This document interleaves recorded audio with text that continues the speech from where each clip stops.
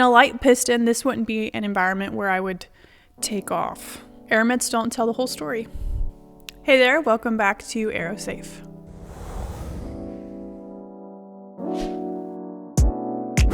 Remember to stay tuned till the end to see how you can earn some free swag.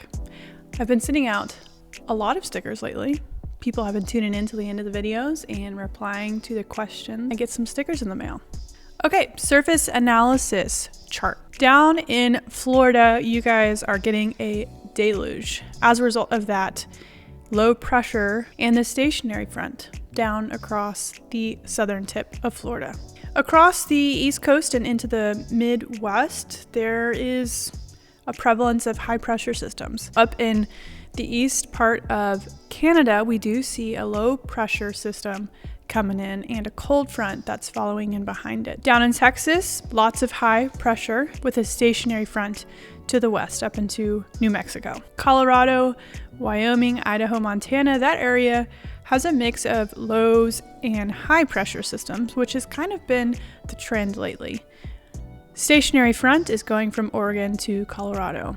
And we've got high pressure in California, surely creating a little bit of nice weather. However, over the Pacific Ocean, there is a low pressure system coming in with a warm front. Clearly already the movement of that air is creating some cloud coverage, and it can be anticipated that as this warm front, which is going to be warm moist air because it's coming over the ocean, meets with this stationary front, very likely that there's going to be the meeting of those air masses is going to create some interesting weather. So that's the surface analysis. Let's look now at the flight categories of the airports across the country. On the interactive map here on 1-800-weatherbrief.com, I've got the METARs and TAFs turned on as a layer, and I also have the radar turned on. I don't want composite, I actually want the base. So that's actually what is reaching the surface of the Earth versus the composite shows the moisture within the entire column of air. First glance, VFR conditions across a whole lot of the country, basically all of the country except for Florida and Northern California, and then Idaho and the surrounding states. Maybe a little bit above the Great Lakes where we see that cold front that's coming in from Canada. Down in Florida, we see areas of marginal VFR, IFR, and low IFR. Obviously, those are associated with that low pressure system with the fronts attached, which is creating the lifting action necessary for all of this precipitation and cloud coverage. We'll look at the airmets in a moment to see what hazards are existing within this, but just off first glance, because this area is so large and there's IFR and low IFR over essentially the whole state, and a light piston, this wouldn't be an environment where I would take off. Unless you were up on the northern bit of it and there weren't any other airmets that are indicative of hazards like icing or turbulence or wind shear. The only way that I would fly anywhere near this would be if I were in one of these areas of marginal conditions and flying away from it, so towards Georgia to the north or the northwest. So Florida is IFR.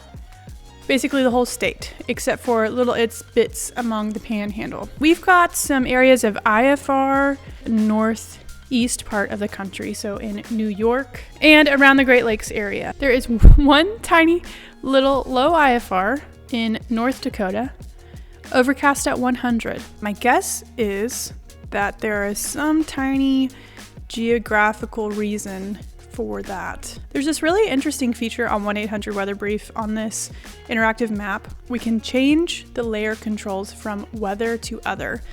And this layer in particular, weather, gives us weather specific to land features. We can click on our state, and if there's significant weather patterns in a given season, or as a result of certain topography or terrain, then there's a little info that we can pull up about that. So North Dakota weather winter. 3 main types: winter weather, causing phenomena, migratory low, stagnating low, and inverted surface trough. Inverted surface trough, a surface low moving into the plains from the west may move southeastward while its pattern aloft will continue to advance eastward in addition to developing southward. I don't see anything on that would give us a reason why that one place, that one station is reporting low IFR. I'm inclined to think maybe there's something wrong with that station. I don't know. We turn on the weather cameras. One weather camera down here, Ashley Municipal Airport. Clear in a million. Man, that's beautiful.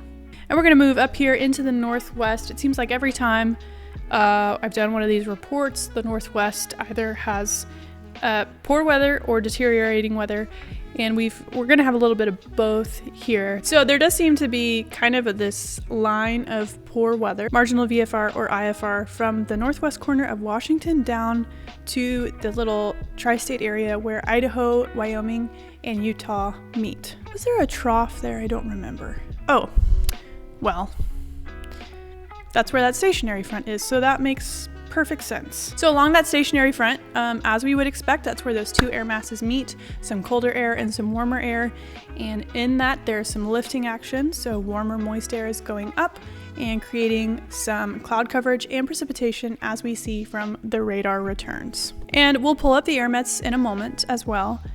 My inclination is to think that the temperature is below freezing or below on the surface here, potentially resulting in some icing. And of course we know that in a piston aircraft with no anti or de-icing equipment, that is a no-go. Over the coast of California, for now it is VFR, but we see this precipitation coming in as a result of that low pressure and the fronts that are branching off of that. And that low pressure system is resulting in that counterclockwise movement. So it's forcing that warm, moist air up over the land, and we're getting this lifting action and precipitation. Generally speaking, our IFR areas right now are going to be Florida, pretty much the whole state except for the Panhandle, some areas up around the Great Lakes, and then the northwest along that stationary front, and then moving further into the day, the northern coast of California. We'll look at air mets now. I like to first look at the freezing levels and the air met Zulus. We've got air met Zulus in all of those areas that were considered to be IFR areas. So Florida, the northeast along the Great Lakes, around the stationary front, up in the northwest, and then that area of precipitation coast of California. Down in Florida, the freezing level begins between 8,000 and 14,000. Tops are flight level 260, which means that you could reasonably stay below the clouds, stay above terrain, and stay well below the freezing level. You know, the terrain in Florida, the highest terrain is like a couple hundred feet, so no problem there. The problem would be in potential turbulence as a result of this system, and what are your outs in the case of engine failure. As we saw, a lot of the state is IFR, so you don't have many options in that scenario, which as piston pilots is something we always need to be mindful of. Concern is in meeting your personal minimums in terms of ceilings. There may also be high winds as a result of that system. Northeast New York, moderate severity, icing air met. Base at the surface, tops 1,000. So you can't fly invisible moisture up there. And it's gonna be the same thing over here in the Michigan, Wisconsin area. This highlighted line here indicates the freezing level at the surface, and if the temperature is freezing or below at the surface, it's a given that if you fly and go into visible moisture, so a cloud or precipitation, that's going to be icing conditions. No go. That icing air met, moderate in severity. The base is at the freezing level, which is between the surface and 6,000, and the tops flight level 200. So a good chance if you're in a cloud there or run into precipitation, you're going to accumulate ice. Northern California, a similar thing. The base of the icing air met is at the freezing level, which is between 6,000 and 9,000. Tops at 180. As we are about to see, there are some other hazards associated with that. No surprise that those IFR areas where there's also air met Zulus, so the freezing, the icing air met Sierra, because you cannot see. So this is IFR conditions, mountain obscuration. So Florida, Great Lakes area, northwest along the stationary front, and the whole coast of California. Okay, so when we get to the point of having an air met Sierra for IFR conditions, that means the area is large enough that, especially in our light piston aircraft, we may not be able to maneuver away from the weather if we needed to. The question then is, am I departing from this air met and flying into better conditions? Am I coming from better conditions and flying into the air met? There's an air met Zulu over this area, so that's a no-go situation. Anyway, when we move into warmer weather, there's going to be a bit more discretion in terms of, is this within my personal minimums? Have I considered all the plan B, C, D, E, F, G, etc.? Is this going to be a safe situation and environment for me to fly in? Add to that mountain obscuration. So not only is it IFR, but there is terrain in that area, which means that the chances for a CFIT accident or controlled flight into terrain increase. It can be hard to avoid a mountain if you can't see it. Instrument procedures are written in such a way that we are able to maintain separation from terrain, but if you aren't instrument current and proficient, the procedures can only get you so far to the scene of the CFIT accident. An IFR and mountain obscuration air met across the coast of California, and there's also an IFR air met over Florida, which we could have reasonably guessed. The air met tangos. T is for turbulence. These air mets also encompass sustained surface winds or wind shear. The green air mets are for high level turbulence, and while those don't particularly apply to us piston pilots, they do give us an indication of what's going on in the atmosphere overall. Yellow air mets are for low level turbulence. I've flown in a low level turbulence air met, and it was very uncomfortable. Had lots of difficulty maintaining heading and altitude, and I diverted. And I was talking to ATC throughout my flight, and I diverted to an alternate, and I gave them the reason. Shortly after landing, I looked on ForeFlight at the air mets, and it had been upgraded actually from an air met to a SIGMET, low level turbulence. So that told me that I made the right choice to divert. And it also told me air mets don't tell the whole story. And one low level turbulence air met does not equal the same strength and severity of another. I choose not to fly in a low level turbulence air met, especially for training flights. I don't see much value in that. The orange air mets here indicate low level wind shear, as is the case up here in Oregon and Washington. Airspeed loss or gain of 20 knots or more. That or more part is very important. I've seen 50 knot loss or gain of low level wind shear. This one on the coast here is for the sustained surface winds greater than 30 knots. We've also got those low level turbulence and high level turbulence over Florida, sustained surface winds greater than 30 knots. Low level turbulence in the Virginias, Ohio, Pennsylvania, sustained surface winds off the coast of Delaware. So it's 40 knots. Pretty darn strong. Okay, if we turn all the air mets back on, we see some really colorful, pretty places. And we know the more colors that we see, the more potential hazards exist, which again is coast of California, far northwest where the stationary front is, over the Great Lakes where that cold front is coming down from Canada, and over Florida where the low pressure system bringing in a lot of that yucky precipitation. I tend to stay out of those areas unless you're on the very outskirts and can stay out of the clouds or out of the freezing level, and you're flying into better conditions. We have SIGMETs for high level turbulence from Mississippi, occasional severe turbulence between flight level 230 and flight level 300. Miserable mountain wave, occasional moderate mountain wave, 15 nautical miles wide from flight level 300 to 390. Okay, let's look at severe weather watches and warnings, and there are none. Let's take a second to consult the AeroSafe weather brief checklist. We've looked at the surface analysis chart to determine our pressure and frontal systems. We'll look at the forecast here in a moment. We've looked at SIGMETs. The only SIGMET we saw was for the high level turbulence from Mississippi up into the Atlantic. We looked at all the air mets and discussed the areas of IFR, icing, and turbulence. We have not yet looked at the PIREPs. Let's check those out. Most of these PIREPs are concentrated in those areas that we've already discussed have the most hazards. Severe turbulence and rime icing during descent. So there are quite a few PIREPs in Florida, some for icing and some for turbulence, which we could expect. There are also some reports of turbulence along that stretch that we saw. Wind shear plus or minus 30 knots on departure, an Embraer 145. So most of those are pretty high, and also most of them are transport category aircraft like the Airbus. They know there are hazards that they can better withstand. You know, a heavier airplane isn't going to be pushed around as much by turbulence. They also have structural anti and de-icing equipment that they can handle icing conditions, but they still give reports. A PIREP doesn't mean that they are outside of their limitations or operating ability. It means that they're just reporting on the conditions as they exist right now so that other pilots can fly into those conditions knowing what to expect. So we checked PIREPs.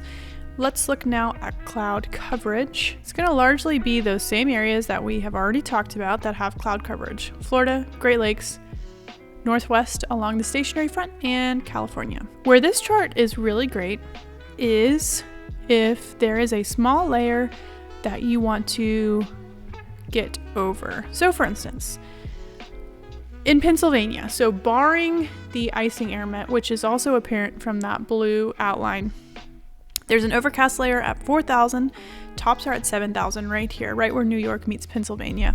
If there were no icing air met, instrument rated current and proficient, you could reasonably expect you could get above that layer and continue on. Compare that to in the Northwest, where we do see ceilings that are technically VFR, but the tops, flight level 260, 220, 310. The icing air met here is obviously going to bar us from flying safely in this area. Add to that, there's not a layer that you're going to get above, and that's something that you can add into your personal minimum list. What percentage of my flight is anticipated to be in instrument conditions? I think the safe way when you first get your instrument rating to start off is to first have pretty high minimums in terms of ceilings. In your personal minimums, you should include some percentage of your flight that's going to be in instrument conditions. Unless you have an autopilot in your aircraft and you are very proficient in that. But that's another story for the ways we integrate what equipment our aircraft has into our decision making. If we consult our AeroSafe weather brief checklist again, we see below cloud coverage is freezing level. We've already checked that out, and winds aloft. So for the purpose of planning a cross-country flight, you do want to be very mindful of your winds aloft. This is going to give you an idea of your time in a route and then your fuel burn. And only once you know your fuel burn can you plan for fuel stops and fuel reserves.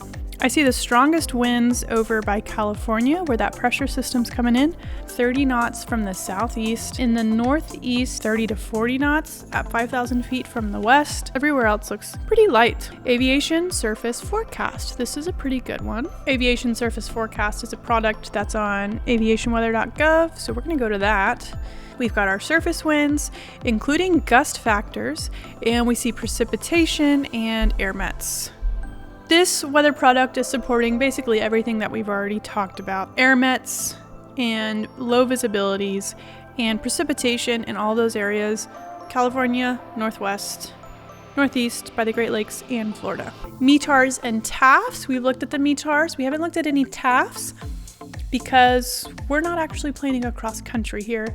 And then the last bit, if you were actually planning across country, would be to call 1-800-WEATHER-BRIEF after you've looked at all these things and talk to a real person. Make sure that there's nothing that you've missed along the way. All right, let's look at the prog chart for tomorrow. High pressure is going to continue to persist across the east and southeast. Cold front moving in from California, which we already talked about. Behind that's going to be a high pressure system. The big story here, that low pressure system with its cold front moving into California and the west. And we see a mix of rain and snow and a chance of thunderstorms. The west is going to be hammered the next couple days. It looks like 48 hours from now, You're still getting a lot of precipitation around the area. Okay, I want to take a second here to talk about the FAA Safety Team Wings program. Great program that allows you to accumulate credits for continuing education. So this is the FAA's way of trying to encourage pilots to do more than just their 2-year flight review, which is, as we know, just 1 hour of ground and 1 hour of flight instruction. As pilots, we want to be continuously trying to get better at what we do, learning how to make better decisions, learning how to better operate our equipment. You accumulate credits by participating in different activities. So that could be a web-based seminar, it could be an in-person seminar, it could be ground or flight training with a flight instructor to go through the different phases, basic, advanced, or master. Not only is this a great way to access free training, because they do have web-based seminars that are absolutely free, but as you progress through these phases, your insurance will often take these certificates and roll them into your policy and hopefully lower your premium. So my question for you, if you're interested in earning some free AeroSafe swag, is, are you a member of the FAA Wings program? If so, what was the last activity you completed to earn credit? If not, if you create an account and register for a Wings activity, then I'll send you some swag. On March 16th, I'm going to be the guest speaker at the Wings Flight Training Flight Club meeting in Danville, Kentucky at 11 a.m. The topic of my conversation is how to make your dreams take off. So I'm going to be sharing a little bit of my story and how I've come through my flight training. There's also going to be some practical tips, things that you can actually apply in your own life and implement to go from where you are to following your dream of becoming a pilot. Thanks so much for tuning in, and we'll see you next time.